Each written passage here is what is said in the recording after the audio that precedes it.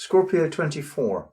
Crowds coming down the mountain to listen to the teachings of one man. This is all about grounding our spiritual experiences. Going to the top of a mountain is the metaphor often used for having a peak experience, a spiritual experience of the highest sort, in which experience we know what we did not know before. We have a sense of the nature of reality that we just could not previously grasp, but now we have. It's a little bit like seeing a lightning flash.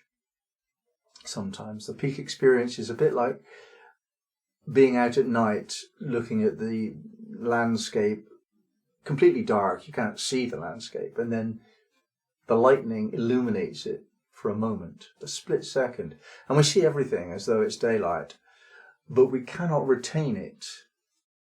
We can't. We can only hold on to part of it.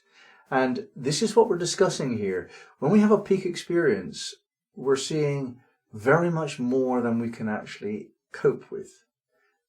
Our understanding currently cannot take that amount of expansion.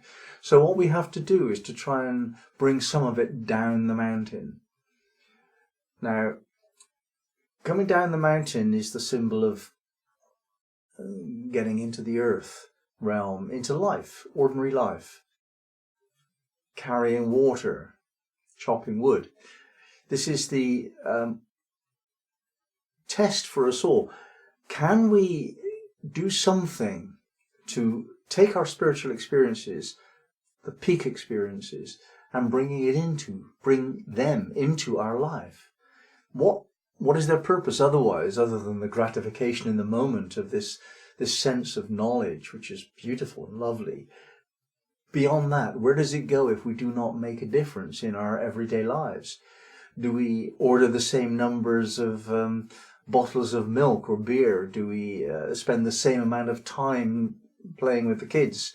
Do we go to walks in the park? What do we do differently now that we've had this peak experience? This degree is discussing this question. Now, of course, many of us want to share our peak experiences with somebody that might understand. And this process is a very definite process in assimilation.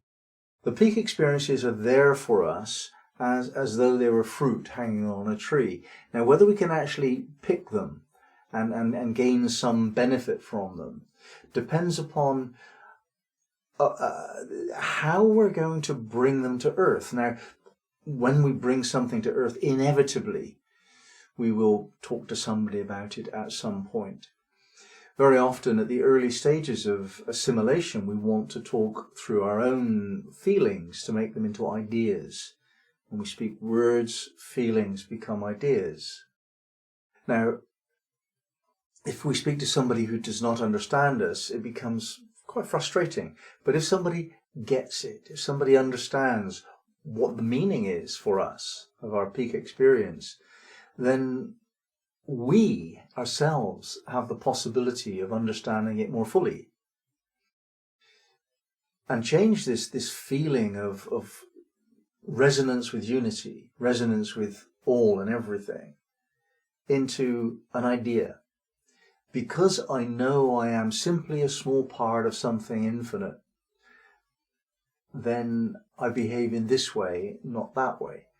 Now, that's a very simple idea, and yet most people in the world today don't get that. They live according to the idea that life is difficult, dangerous. They have to hold on to what they want. They have to fight for more, and even if they have more than they need, hold on to it. This is the material world's teaching, in a sense. Be selfish, survival. But the spiritual teaching is the opposite. Be selfless, trust. Now, how can we have a spiritual experience and then bring this wisdom of our knowledge of unity to bear upon our lives? And when we talk to other people about it, we have to choose whom we speak to. If we speak to somebody who does not want to understand this, they will disrespect our our opinion, and that will defeat the purpose. That will diminish our confidence that we have moved forward spiritually.